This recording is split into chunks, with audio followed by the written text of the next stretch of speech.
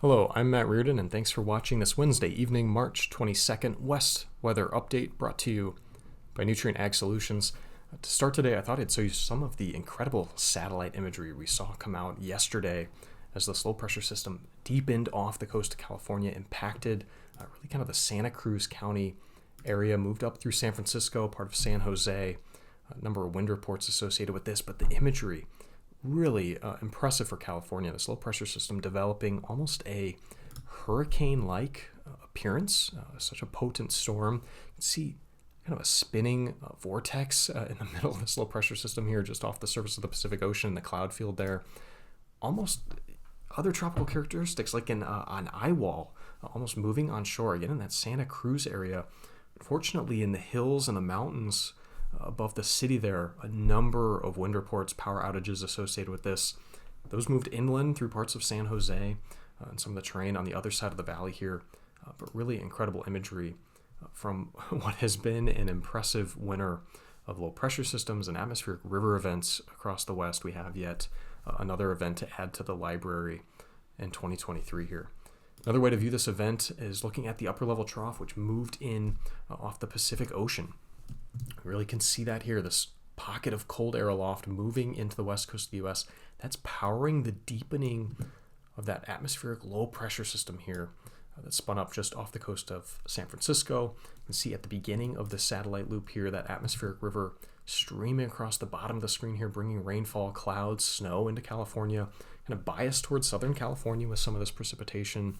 And this low pressure system has really been kind of stuck off the coast or just along the coast of California over the last 24 to 48 hours, bringing more effects even today on Wednesday here. As far as power outages, mostly centralized again around that kind of Santa Cruz County, San Jose area, around San Francisco. This is valid as of this morning, over 120,000 customers without power in that area. Trees down, hitting power lines, or a number of wind reports with this, unfortunately. Some injuries and fatalities associated with this windstorm as well in this part of the state. As far as rainfall, I mentioned it was a bit more biased towards Southern California. Los Angeles receiving more rainfall. The Sierra Nevadas receiving more precipitation. Most of that certainly in the form of snow, particularly the southern Sierra Nevada area. But the central coast of California certainly getting more rainfall out of this system as well. If we look specifically at snowfall, I mentioned the southern Sierras. Their record winter continues. They got another 1 to 2 feet here of additional snowfall, maybe even more than that in some of the highest elevations. We did get some additional snowfall into the interior parts of the western region, but not nearly as much as we saw in the central and southern Sierra Nevadas. Even additional snowfall, winter storm warnings out for the southern California mountain ranges, these transverse ranges down here, receiving additional significant snowfall to add to this winter. If we take a closer look at the current snowpack across the Sierra Nevadas, this kind of breaks it up, these graphs, into north, central, south, and then statewide here. The blue line is where we're at this year for this water year, 22 and 23. The red line here is the record year going back to 1982, the last big record year for the state of California in terms of that snow water equivalent held up in that snowpack. If we look at the southern Sierra Nevadas, this graphic here, we can see that earlier this year we talked about reaching that record level. Well, we have blown through that top there. We are now beyond the record for the southern portions of the Sierra Nevadas, and we still have additional room to grow on this as we finish out the water year. So a really impressive year, kind of putting it into a visual here, but other parts of the state certainly above average in a significant way, to the point where really the state as a whole is now flirting with that statewide snow water equivalent record, at least here at the end of March. If we look closer, this is Los Angeles, California, their year-to-date precipitation. Their average typical precipitation for the entire year, each date listed out here at the bottom. I know that's kind of hard to see. Your typical year is the black line, the curved black line running through the middle of the screen. And we can see really the water year for California, at least Southern California, pretty obvious here. You see the early part of the year and the latter part of the year as we move into winter, into the water year. This year, it's actually going off the charts. We need to adjust our charts to account for how wet, how active this year has been in Southern California. And this holds true really for central and some of the northern parts of the state as well. The values are going off the charts here. They're somewhere above 20 inches. I believe, at least as of the recording of this video, we're around 27 inches for Los Angeles, California as of this year. So we've far exceeded the bounds of this graphic here. The record, I believe, is somewhere over 35 inches, but that's certainly in the realm of possibilities for this year, given that it's only late March here. We still have the entire year to go to work toward that. And you can see some of the past years on here. Lower precipitation amounts in 2022, 21, 2020, 2018. Really the only other wet year in the last few years was 2019, and we've exceeded that here in late March. Just impressive amount of water that has fallen throughout the state.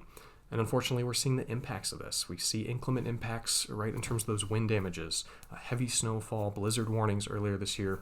But there's also this chronic flooding risk associated with this. And I think the satellite imagery visualizes this, at least in some way. We're looking at the San Joaquin Valley, particularly the southern San Joaquin Valley. You can see Porterville on here, Hanford, Visalia, Fresno way up here at the top of the graph. All the way on the right side, the east side of this graph, there are the southern Sierra Nevadas with all that snow.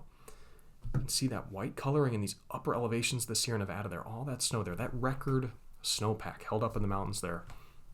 That will melt as we go into the warm-up, right? As we go into April and May, we warm up those temperatures across California and the Sierra Nevadas. That snowpack will melt, and one of the places it has to go at that point is through the streams and the rivers of the Central Valley. First through the foothills of the Sierra Nevada, then into the Central Valley waterways. And unfortunately, we're expecting kind of some chronic flood risk from that. And that's really already begun. And you can even see that from space, looking at the satellite imagery valid at the end of last week. If we zoom in around the Tulare Lake area, you can see some of these kind of brown, muddy patches here. That's actually standing water in some of these agricultural fields. And these are large areas that we're looking at. Now, Tulare Lake, it's a lake bed. It used to be a lake, kind of going back toward history and prehistory. Now agricultural fields, but it's an area that's prone to flooding as a result of that. And I'm worried that we will continue adding water to this situation, not only through the next few weeks, but through the next few months. And that's even if we don't add another drop of rainfall, we still have that record snowpack held up in the Sierra Nevadas, and that will begin to work its way through the system here over the next few weeks and months. So something to keep an eye on. And unfortunately, the effects of this, I think, have already begun. Certainly looking at some of the satellite imagery where flooding is visible, even in some areas further away from the Tulare Lake bed. Any of these areas here where we're seeing standing water flooding as a result of some of the recent rainfall. As far as just jumping back, looking at the radar loop valid as of Wednesday afternoon, evening here, getting toward 4 and 5 p.m. Pacific California, we still see some lingering precipitation, showers, even some thunderstorms associated with that low that's really still spinning in the central part of the state. We've seen some of the effects move inland, wind, snowfall through Arizona, some of the interior Rocky Mountains moving off and out of the area now. We saw thunderstorms, severe thunderstorms in the Los Angeles metro area a few hours ago. Saw a video of a tornado recorded just east of downtown Los Angeles doing damage there. I know the local National Weather Service will be out there surveying to determine the strength of that tornado. A very rare event, seeing a tornado in the Los Angeles metro area. Reminds me of the movie right from 10 or 15 years ago, The Day After Tomorrow. I say 10 or 15 years ago, I'm going to look it up, and it's going to be 20 or 25 years ago and make me feel old. But nonetheless, a rare situation, seeing a tornado in the Los Angeles metro area. Just again, kind of putting another crazy nugget in the cap that has been this winter of 2022 and 2023. Again, taking another step back, this is looking at the NOAA All Hazards map valid as of Wednesday afternoon here, seeing all the different advisories that the National Weather Service has posted. In this pink color here, we see winter storm warning still out for the southern Sierras, the southern California mountain ranges, some additional snowfall expected. Some of the rain and showers move through this area, go through the upper elevations, snowfall expected.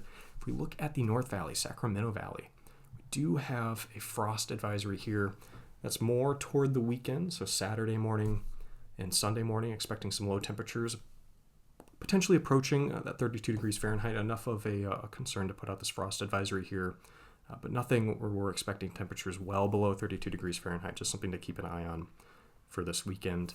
If you look further north, winter storm watches out for the Cascades in Oregon and Washington, some winter storm warnings there as well, expecting another system to come in over the next few days up there with some rainfall in the Willamette Valley. We'll keep an eye on that.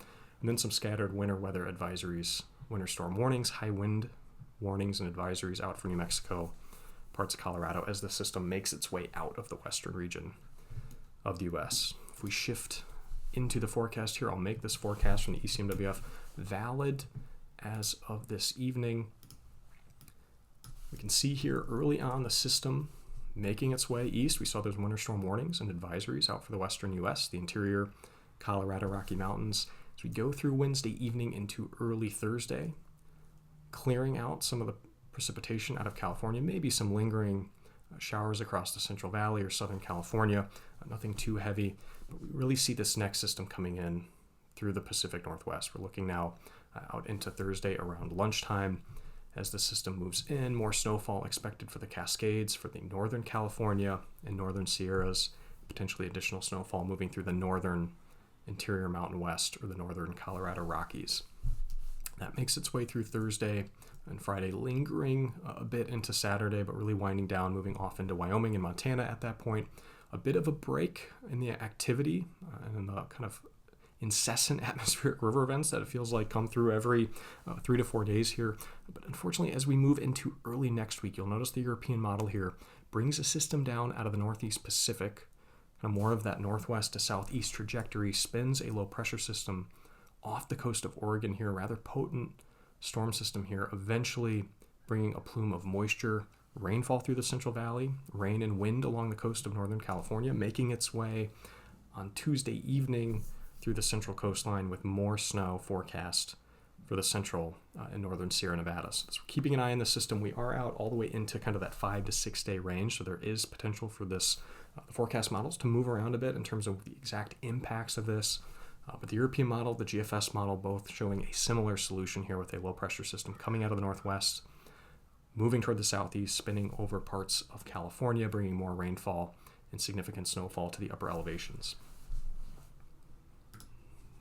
Take a look at the temperatures over the next 10-day time period. We would expect some of these systems moving through, particularly a system out of the northwest, which tends to bring a more potent cold front, cooler temperatures for this kind of ever-present cooler regime we've been dealing with in 2023 to continue over the next 7 to 10 days.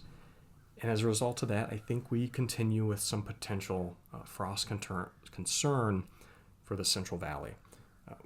The colors we see on this map, this is temperature anomalies, so they look very cold. You see some of the negative colors here. That's just relative to average. So we're getting out of the kind of realm of hard freezes across the Central Valley. Certainly not concerned about anything in the way of frost or freeze well down into Southern California, the Yuma, Arizona, lower Colorado River Valley. But we are talking about high temperatures, low temperatures that are about 10 degrees Fahrenheit below your typical average this time of year. So it will feel cool over the next 10 days, much like it has over the last 60 or so.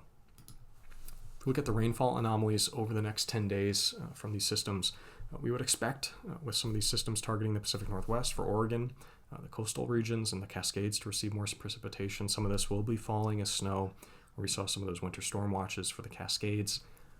Really over the next 7 to 10 days, I think more so Northern California and the northern coastline, more so in the crosshairs of that system that's moving through the northwest and kind of making its way through California. We'll see the exact impacts of this as we head into next week, but it's looking less like a Southern California storm event and more like a northern and perhaps central California storm event with some residual precipitation and snowfall moving through the interior Mountain West. Looking closer at the snowfall situation, again, Cascades, Klamath Mountains, northern portions of the Sierra Nevadas with perhaps some snowfall, additional potentially foot or more of snowfall moving through the central and southern Sierras. Still, as we get into kind of that central and southern portion of the state, we're talking about Wednesday now, a whole week out. That forecast certainly subject to change or deviations as we move through the weekend. We'll keep an eye on that, keep you updated. Just kind of doubling back, looking at the drought monitor. This is valid as of last week, Thursday, March 14th here, or March 16th, I should say. We do have some areas that are going to receive precipitation, mostly in the form of snowfall across the northern interior Mountain West, the northern Colorado Rockies, Idaho, parts of Montana, certainly central and eastern Oregon. If I take you back to the snowfall forecast here, some of these areas in drought will receive another significant addition to their snowpack here. So I think seeing the system focused kind of over the next 72 hours on Oregon, parts of Washington, and then further east into eastern Oregon and Idaho is good news for some of these areas as they build up that snowpack, replenish those reservoirs over the next month or two. So I think we're seeing good news there. Much of the drought has been walked back in California. I'm sure that's not a surprise to any of us given all the rainfall that has fallen over there in the recent weeks. If we're talking beyond that, as we kind of get toward April, you know that I really prefer to look at the jet stream across the Pacific to get an idea of what we might be dealing with. Kind of as we end March, we get into that first week of April. If I make this jet stream forecast valid as of this evening here on March 22nd, there's that system that has just come through on March 21st, March 22nd, and I'll label that one here. As I step this through the forecast, as we go through Thursday into Friday, we see some flow moving onshore, kind of in the Oregon and Northern California area. That's why we saw those winter storm watches and warnings out for parts of the Cascades. As we get into the weekend, again, some of that northwest flow moving through California, not the most potent of a setup in terms of getting precipitation out there. We really have to have that flow come more out of the west or the southwest to bring precipitation and moisture up into the western portions of the United States. But as we get into the early next week, we're talking March 27th, March 28th, now we see the jet stream trough off of Oregon, that flow now out of the west, out of the southwest, helping to orient some moisture up into Northern California, parts of Oregon, Idaho, Nevada, expecting more precipitation, snowfall there in the upper elevations as a result of this trough.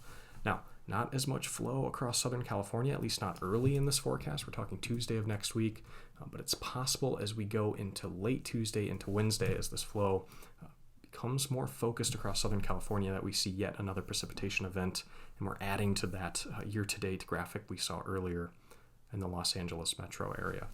If we go out beyond that, into March 30th, I take this out through April 2nd, we do see a kind of a subtropical branch of the jet stream here. And what I mean by that is you can kind of draw a line from Hilo, Hawaii through northern Mexico into the southern part of the United States.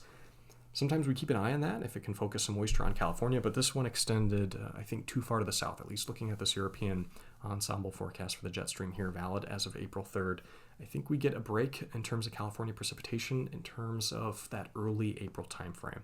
Now, we are looking well out into the future here beyond 7 days. Nothing is certain, but right now not seeing a bona fide signal for strong precipitation events moving through California at this time. If anything, we maybe see a polar jet stream branch here moving through parts of Oregon and Washington such that we shift the precipitation axis more toward Washington and Oregon for this time period, this kind of early April 8 to 14 day time period based on this forecast here. Could mean severe weather potentially for parts of the southern and central United States with a setup like this, but at least for the area that has been hit with quite a few atmospheric river events, we might see a calming down of that pattern as we get into April. If we look at the Climate Prediction Center, their 8 to 14 day temperature outlook, some of the troughs moving through, the higher snowpack, we are expecting those cooler temperatures to remain. That forecast really consistent through the end of March and much of April. We're expecting those cooler temperatures to remain. But I think precipitation, the bigger story here, if we look at the 8 to 14 day precipitation outlook, March 30th through April 5th, we could almost call this kind of a first week of April forecast. We do see a slight maximum here in Southern California, Nevada, Arizona, and Utah, but we're not talking an exceedingly high value like we might be seeing where I mentioned that severe potential across the southern eastern portion of the country, and perhaps talking about a more seasonal or maybe slightly above average pattern in terms of precipitation across much of the western region here, but nothing to suggest serious potent atmospheric river events coming through. Not to say that that's not possible. Again, we're talking 8 to 14 days out, nothing certain in the forecast, but right now not seeing a signal of that in the jet stream forecast that we just looked at. If we look at the MJO to get an idea of what we might be dealing with as we get into April, I will say the Madden-Julian Oscillation, kind of look at these tropical teleconnections to get an idea of what might be in store in the next 3 to 4 weeks. They lose their forecast contribution a bit as we get into the summer months. So as we kind of leave February and March, we get into April and May. They're less significant of a tool, I will say that much. But nonetheless, we do see some hints that the MJO might be trying in the early part of April to work its way back into phase 6 and then 7 of the MJO phases. Now, we went back and we looked at what this typical, we are in an ENSO neutral, we just exited La Nina, we're moving into April. What do a phase 6, phase 7 April typically promote in terms of that Pacific Ocean, Western United States jet stream pattern? And if we look at phase 6 for ENSO neutral years in April, what we tend to see, not always, but tend to see troughing across the Pacific Northwest. So this would bring cooler temperatures to the Pacific Northwest, potentially a wetter pattern to parts of Washington, Oregon, maybe even Northern California. If we look at phase 7, we talked about the MJO potentially moving into phase 6. From there, maybe extrapolating that, it would likely move into phase 7, back across the Pacific Ocean. If we look at phase 7, we see some continuity there, a similar pattern of troughing across the Pacific Northwest, British Columbia, potentially moving storm systems through Washington, Oregon coast, maybe even through Northern California. So that's my thinking. Less kind of focused atmospheric river events on California or Southern California as we get into April. Again, really kind of based on the MJO getting out into phase 6 here. It's possible that these forecasts could kind of double back, keep this in null space, or perhaps exit it into a different phase here. But right now, if we're to believe the ECMWF ensemble models here, there's at least a chance we could be getting the MJO back out into the Pacific Ocean, which I think would lend itself to a more active pattern in the Pacific Northwest, but not necessarily central and Southern California, an area that's perhaps had too much water of late, or certainly that's the case here. If we look at the precipitation outlook from the Climate Prediction Center for April, I think we see some agreement in that pattern. We've seen kind of a consistent model trend away from precipitation in California for the month of April. The Climate Prediction Center releasing this forecast on March 16th last Thursday. I think they're in agreement here. Drier conditions expected, central Southern California, Nevada, Utah, parts of Arizona. If we look at the temperature outlook for April, we've talked in the past about how those water temperatures off the coast of California, off the coast of Oregon, Washington, and Canada are cooler right now. It takes a while to change temperatures in terms of sea surface temperatures in the ocean. So we're expecting those to remain colder at least through the next month or even 2 months. And that will simply tend to keep the western surface temperatures cooler as a result. So not a surprise to see their April outlook looking a bit cooler, certainly for coastal regions, but potentially interior parts of the West as well. That's really kind of the April outlook right now. We're expecting it to be drier. If we look at some of the ECMWF forecasts over that same time period, this is looking at the ECMWF weekly models. These came out just a few days ago here. Drier conditions for April. This is looking April 1st through May 1st.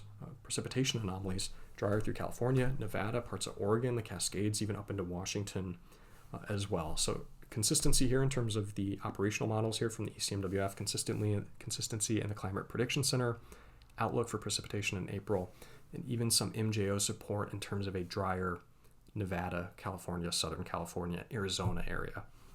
So some confidence here that we're looking at a break from the recent atmospheric river train that we saw over the last few weeks, certainly. Longer term, summer of 2023, getting even beyond that into the next water year, the conversation really shifts toward ENSO, the El Nino Southern Oscillation. Are we going to see a La Nina, an ENSO neutral, or an El Nino? And much of the conversation this year has been centered around, leaving La Nina, which we did on March 9th officially, now in an ENSO neutral, and there is some risk we may be entering in 2023 an El Nino. The Bureau of Meteorology, this is the Australian government's, essentially their equivalent of the National Weather Service. They do a great job tracking ENSO because of the direct impacts on their climate and their weather as a result of those Pacific Ocean temperatures.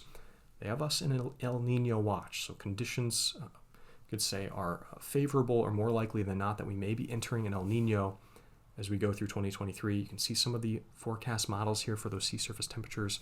Here's where we're at now at the end of March, going into April. You can see most of their ensemble models here have us warming temperatures up into that critical El Nino threshold as we get into June and July. So the expectation right now from a number of these forecast models is that we will be entering an El Nino. Now, I will say some of these have been too aggressive in the past. We've talked about this before. This is not a slam dunk forecast that we definitely will be in an El Nino on July 15th of 2023. But right now, it's what the models are suggesting. We have the El Nino watch out from the Bureau of Meteorology. It's possible this maybe takes its time in terms of warming up those ocean temperatures in the summer of 2023. But nonetheless, the thinking right now is that by the end of 2023, we will likely, more likely than not, at least be in an El Nino. And the typical pattern for an El Nino across the western region of the U.S. in winter, for the water year at least, I'll just pull up that textbook pattern, we tend to see more extensions of that Pacific jet stream. And we saw extensions of that Pacific jet stream over the last few weeks, helping to power some of those atmospheric river events. You can see that labeled here. We talked about that jet stream extending from southern Japan through Hawaii, all the way up through the southern and central portions of California. Bringing that moisture up into the area would potentially increase the chances for a wetter water year next year. Now, there can be variations in this. This not even in itself, even in powerful El Nino years, we don't necessarily see an easy, predictable forecast out of this. This is just the on-average type of pattern here. So it's not sounding the alarm or anything in terms of next year's water year, but it is the forecast right now, so it's something we're keeping an eye on for the future. That's all I have for this evening. Thank you for watching.